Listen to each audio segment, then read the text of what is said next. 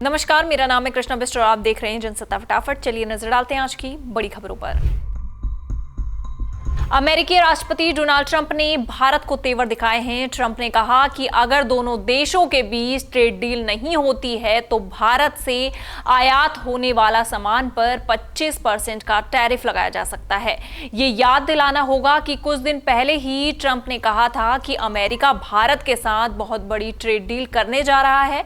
CNN के अनुसार Trump ने संवाददाताओं से कहा वो 25% का भुगतान करने जा रहे हैं। जब ट्रंप से ये पूछा गया कि क्या भारत पर 20 से 25% के बीच टैरिफ लगाया जाएगा तो ट्रंप ने कहा, हाँ मुझे ऐसा लगता है, भारत पर लगाया गया वो मेरे दोस्त हैं।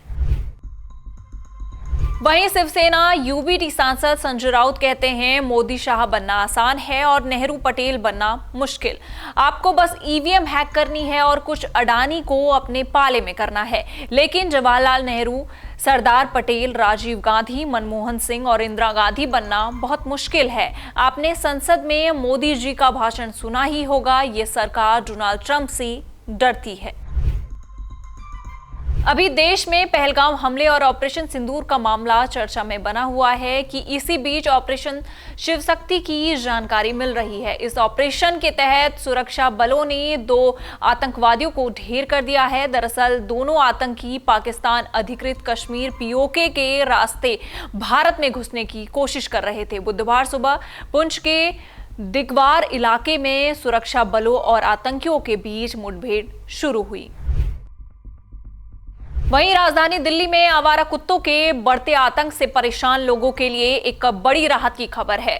दिल्ली सरकार ने इस समस्या से निपटने के लिए एक व्यापक योजना तैयार की है, जिसके तहत आवारा कुत्तों को माइक्रोचिप लगाई जाएगी और उनके लिए संस्थागत आश्रय बनाए जाएंगे। इस पहल को भारतीय पशु कल्याण बोर्ड द्वारा तैयार किए जाने वाली एक नई नीति का समर्थन मिलेगा और दिल्ली सरकार इस पूरी योजना के लिए फंड मुहैया कराएगी। मौजूदा पशु जन नियंत्रण नियम 2023 में प्रावधान नहीं होने की वजह से इसमें संशोधन की जरूरत महसूस की जा रही है।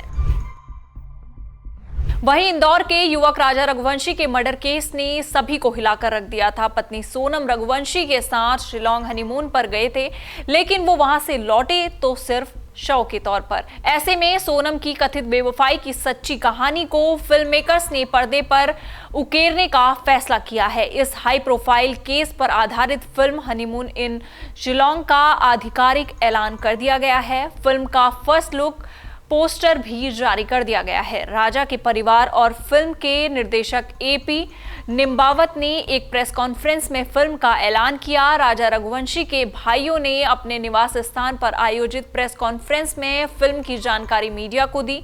मुंबई के फिल्म निर्देशक SP निम्बावत ने खुद राजा रघुवंशी के परिवार से मिलकर इस फिल्म की रूपरेखा तैयार की है। वहीं रूस में एक जोरदार भूकंप ने पूरी दुनिया को हिला दिया है। बुधवार को रूस के कामचटका प्रायद्वीप में 8.7 तीव्रता का भूकंप आया। इस भूकंप के बाद जापान, रूस और प्रशांत द्वीपों में सुनामी की वार्निंग जारी कर दी गई। हालांकि 26 दिसंबर 2004 का दिन भी इतिहास में भयानक त्रासदी के रूप में दर्ज है। इस दिन हिंद महासागर में आए भूकंप और उसके कारण आई सुनामी ने भारत सहित 14 देशों में भारी तबाही मचाई। इसने 2,27,000 से ज्यादा लोगों की जान ले ली। बचे हुए लोगों को भारी नुकसान, आघात और आर्थिक तंगी से जूझना पड़ा। वहीं केंद्रीय गृह मंत्री अमित शाह ने लोकसभा में ऑपरेशन महादेव में पहलगाम के 3 आतंकियों के मारे जाने की पुष्टि की। इसके कुछ ही घंटों के बाद जम्मू कश्मीर के पूर्व मुख्यमंत्री और नेशनल कॉन्फ्रेंस के अध्यक्ष फारूक अब्दुल्ला ने कहा कि अगर वो सचमुच वही आतंकी थे तो ये अच्छी बात है। उन्हें सबक मिल गया कि आतंक कभी कामयाब नहीं हो सकता। श्रीनगर में एक कार्यक्रम से इतर बोलते हुए जम्मू कश्मीर के पूर्व CM फारूक अब्दुल्ला ने कहा, मैंने उन्हें देखा नहीं है, मैं नहीं जानता कि वो कौन थे। जिन लोगों ने उन्हें देखा है वही लोग पहचान सकते हैं। अगर सच में वही लोग थे तो बहुत ही अच्छी बात है कि ये अच्छा हुआ, उनको ये सबक मिल गया। आतंकवाद जो है वो कभी कामयाब नहीं हो सकता है। वहीं प्रधानमंत्री नरेंद्र मोदी ने सोमवार को सिंधु जल संधि को पूर्व प्रधानमंत्री जवाहरलाल नेहरू की एक बड़ी भूल बताया है और आरोप लगाया है कि बाद की सरकारें इसे सुधारने में नाकाम रही। लोकसभा में पहलगाम हमले और ऑपरेशन सिंदूर पर बहस का जवाब देते हुए प्रधानमंत्री मोदी ने कहा कि नेहरू भारत से निकलने वाली नदियों का 80% पानी पाकिस्तान को देने पर सहमत हुए थे और भारत के इस्तेमाल के लिए सिर्फ 20% पानी छोड़ा था। उन्होंने ये भी दावा किया कि न सिर्फ पानी बांटा गया बल्कि नेहरू ने पाकिस्तान को नहर बनाने के लिए पैसे भी दिए। मोदी ने कहा कि सिंधु जल संधि नेहरू की सबसे बड़ी भूल थी। वो ऐसी कूटनीति जानते थे जिसमें भारत के किसानों के लिए कोई जगह नहीं थी। उन्होंने कहा कि उत्तरवर्ती सरकारों ने इस गलती को नहीं सुधारा, लेकिन हमने ये स्पष्ट कर दिया कि खून और पानी एक साथ नहीं बह सकते।